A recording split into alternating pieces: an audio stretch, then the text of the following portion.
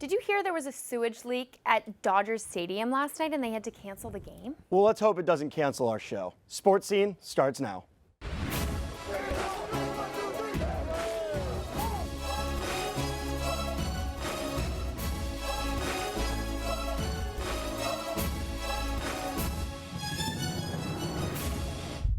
Welcome to Sports Scene, and finally, the dream team has been assembled. I'm Jeff Dubrof. I'm Amy Macrae, and I could not agree with you more. The three-time defending national champion USC beach volleyball team is on a 4-game win streak, and the team has found momentum as they head into yet another tough weekend.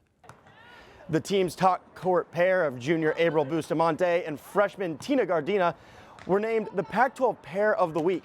The duo went 4-0 at the Pac-12 South Invitational. On the season, the duo is 13-1. I think we did a good job of sticking together. I mean, she was playing with a 100 fever, so I think she really battled it out, and giving 100% is what really made us successful because we took no plays off and we just gave everything we had at that moment. The team has a tough weekend ahead of them, playing at the Pepperdine Invitational on Saturday. The team will face number 19 St. Mary's, number 16 Loyola Marymount, and number 1 Pepperdine. Then next Wednesday, the women have a crosstown showdown down at number 2 UCLA. Bustamante spoke about how the team is preparing for a slew of top-ranked matchups. Obviously watching a lot of film. You can never watch too much film. Just mentally prepare, like physically work hard here in practice and in the weight room with Kelly, and then eating right and just getting ready for a battle. While the number 4 women of Troy play on the beach, the men of Troy play indoors in the spring. Let's send it over to Jeffrey, who is standing by with one of USC's men's volleyball captains. Thank you, Amy. Today I'm joined by a very special guest, co-captain of the USC men's volleyball team, and in my opinion, a more crowning achievement, one of my 12 roommates, Connor Inlow. Connor, how are you today? Doing great. How are you? Doing good. Thanks for joining us. I want to start with this. You're from Manhattan Beach. You grew up playing volleyball. What's it like coming to USC? Was this something you always wanted to do? I don't know if it's something I always wanted to do. I think it was something I grew to want to do. Growing up in Manhattan Beach, beach volleyball is just a part of the culture, part of the lifestyle. And I think I really just realized that volleyball is a really fun sport and something I can do for the rest of my life, hopefully living near the beach and just enjoying it with my friends until the day I die. And yeah, USC, I don't know, my parents aren't from the West Coast, but you know, growing up around here, I met USC alum every single day, and I just grew and grew to realize how special of a place it is, and I feel extremely lucky to be a part of it. Yeah. You also represent the team as a member of the Trojan 22 along guys like Sam Darnold, Chimezi Metu. You're also a captain. Does that add any pressure to perform? I don't know. I mean, I always put pressure on myself to perform, but I don't think so. I mean, I'm really humbled to be a part of those group. I remember the day we went out and all took the picture. And just meeting all those people, just going to be future Olympians or professional athletes like Darnold could go first overall. I don't know. I don't really take myself as seriously as them. I kind of understand my role as a volleyball player, and knowing that my future isn't necessarily in athletics, and for them it will be, and that's amazing. So I don't really put any extra pressure on myself. I mean, I always, as a competitor, want to do my best. But no, I'm just honored to be a part of it, and just I'm really thankful for all the opportunities I've been given. But no, I try not to put any added pressure on myself. Let's talk about your co-captain, Jack Wyatt, a guy who left the team 2 years ago, or he took a 2-year break. He comes back. He's been absolutely amazing this season. What's it like to have a guy like that back on the court? Yeah, well, Jack is a close friend of mine. I lived with him for 3 out of the 4 years of college, and so I was a part of the process of him leaving the team, and I remember speaking to him about why he wants to leave, and I was 100% supportive of him, and we talked it through. And I was truly shocked and extremely happy to get the call from him this summer saying he was interested in returning to the team again. Yeah, we would be a much worse team without him. It's been great having him as a friend and as a player. He's a great player, and he's been a great co-captain, and just really made my senior year a lot better. So yeah, really thankful to have him back.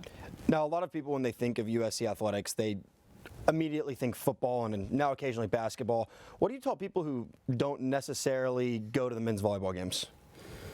You know, like I understand it, and I mean, I'm an avid football fan myself, and I think part of the appeal of this school was that it's such a great football school, and I have no problem with that. I don't try and change the culture of it, but I really think volleyball is a really entertaining sport, and it's really fast-paced, and I think everyone who comes out is really shocked at how much they are impressed by it and how much they enjoy it.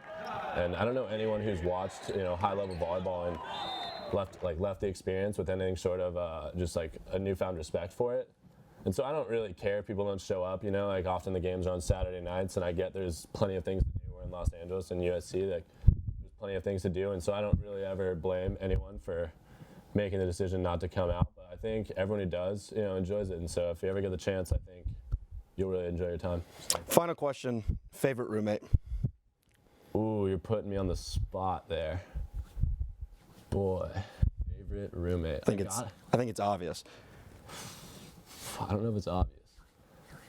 I'll go downstairs favorite roommate, Jeffrey Dubrof. I'll go upstairs favorite roommate, Cole Jones, because I live like 3 feet away from him, and we never run into any problems. He's a respectful young man. For you, so. Thank you. I'm flattered. Texas guys. Texas guys. Yeah, don't tell my brother. Connor, thank you for joining me today. I'll see you at home in a little bit. You can catch the men's volleyball team when they take on Pepperdine at the Galen Center tomorrow night at 7:30. Back over to you, Amy. The USC women's water polo team is playing hot in the water. The women of Troy currently stand at 16-1. They're coming off a dominant 19-3 win over the University of the Pacific this weekend. Sophomore driver Denise Mamalito had a career-high day with 4 goals, good enough to earn her first MPSF Player of the Week selection. She's USC's second leading goal scorer with 31 goals this year, tallying 9 over the team's last 3 wins. I've been working on my shooting after practice. We have a weight ball that is hung up to a pole, and I just practice my release, so it's nice that work has been paying off. Freshman driver Paige Hauschild also picked up her 3rd consecutive MPSF Newcomer of the Week award.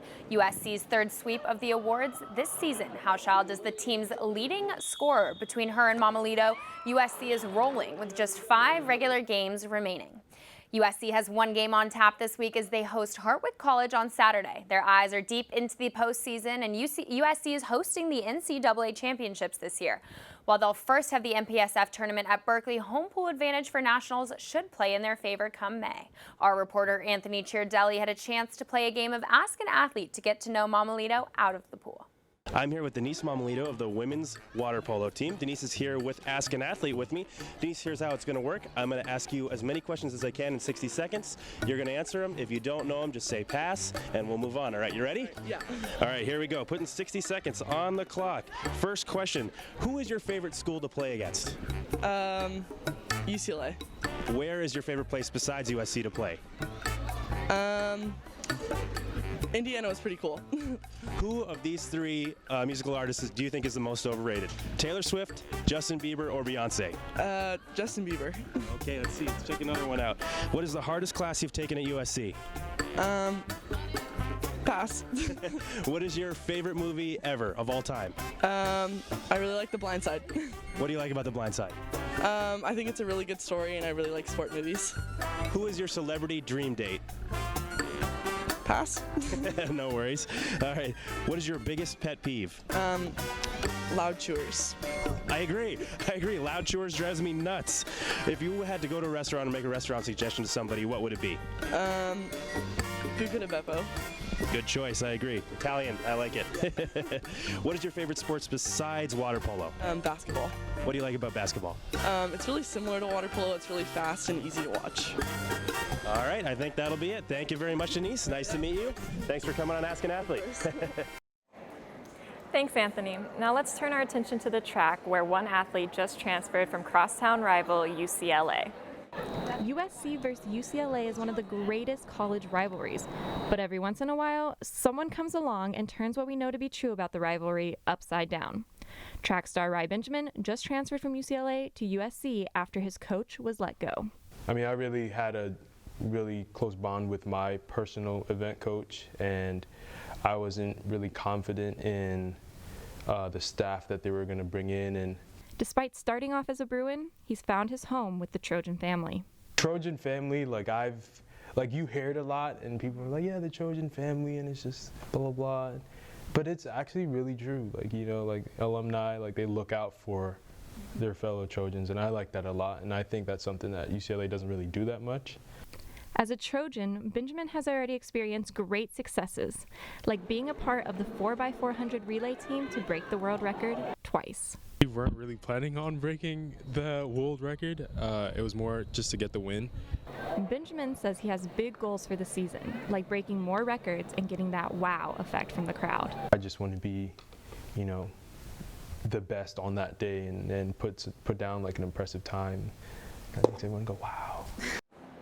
We'll definitely be watching to see which records he breaks next, and hopefully it'll be against the Bruins. Jeff, back to you. Thanks, Sarah. Matt Leinart, Matt Barkley, and Todd Marinovich. All three played quarterback for USC, but that's not all they have in common. They were all coached by the same man in high school. Our reporter Jazz Kang has more from Mater Dei in Orange County. Go, get up in there. There you go, Mark, man. That's it. Bruce Rawlinson has been coaching the legendary Mater Dei high school football program for 29 years. Not exactly the career he thought he'd have growing up in Yonkers, New York. Go. Yeah, you gotta get tighter in the bags, Mark. Rawlinson's family moved to Orange County when he was in the 5th grade. Very shortly after that, Pop Warner football was going big, and I engaged in that, and I fell in love with the sport and had some success as a young player. And then, my parents wanted to continue the Catholic education, so I came to Mater Dei. Rawlinson won a state title as a player and went on to play Division I football at USC. After graduation, he worked as a history teacher before returning to Mater Dei. The opportunity came available in 1976 to be an assistant coach, both football and track here at Mater Dei. A history opening was here, so I jumped on it. It was the right choice. Rawlinson took over as head coach in 1989. The Monarchs have won 5 straight championships and 3 national titles since then. He learned the key to long-term success is adapting to the times. The game has changed, the parents have changed, the kids have changed, and I've tried to stay current with the changes. Monarchs defensive coordinator Eric Johnson's been with Rawlinson for 23 years. He was a very hard coach in the 90s, and he's still hard, but he's kind of, I don't know, he's kind of mellowed a little bit. Mater Dei junior tight end Michael Martinez appreciates that his coach sees them as more than just football players. He likes us as people, not only as football players, and he cares. Like, he wants us to do good in the classroom. He doesn't care if we just perform on the field. He wants us to be good people all around. Rawlinson's style isn't only appreciated by assistant coaches and current players, but by alumni as well, many of which who will never forget the lessons taught to them by the legendary coach. USC Trojans defensive back Jonathan Lockett played for Rawlinson and still remembers the values he learned at Mater Dei. Discipline. He puts a lot of emphasis on discipline, and everything we do is on point. Run to drill, and he's one of the best coaches in America. Rawlinson led the Monarchs to state and national titles last year. He spent 46 years at Mater Dei. Still, he doesn't know how much longer he'll be coaching. I'm 68 years old, and if I have to answer one more question about when are you going to retire, if I'm healthy, I'm going. As long as he does, the Monarchs will always be a championship contender. For Annenberg Sports, I'm Jazz Kang. March has definitely been quite an interesting month. Here at Annenberg, we have our own bracket challenge. After all the madness, let's take a look at that leaderboard. Taking a look at the top 5, well, Amy, would you look at that? There I am sitting at number 5. My champion, Villanova, is still in the running, so I'm poised to make a jump to the top. If you look at the top spot, well, that's not fair. It's our own Jody Sullivan's father sitting pretty at number 1. But can he truly win if he's not a student? That's my question. His champion is Michigan State, who has been eliminated. So, Mr. Sullivan, sleep with one eye open. I'm coming for that top spot. But with the Final Four coming up this weekend, Amy, let's take a look at the matchups going on in San Antonio. You have Loyola Chicago, the Cinderella story, taking on Michigan. And on the other side, you have Villanova and Kansas, which to me, that's the game to watch. You have Blue Bloods battling it out for the top spot. I mean, I have to go Loyola Chicago over that. I think I'm all about a good storyline, and there's nothing that tugs on my heartstrings and like the Sister Jean, the chaplain, 98 years old, sweet as ever. So I'm all in for Loyola Chicago, heading to the big dance. And thank you for tuning in to Sports Scene. Please follow us on Facebook and Twitter at Annenberg Media Sports. I'm Jeff Dubrof. I'm Amy Macrae. Tune in next week for all things USC. See you then.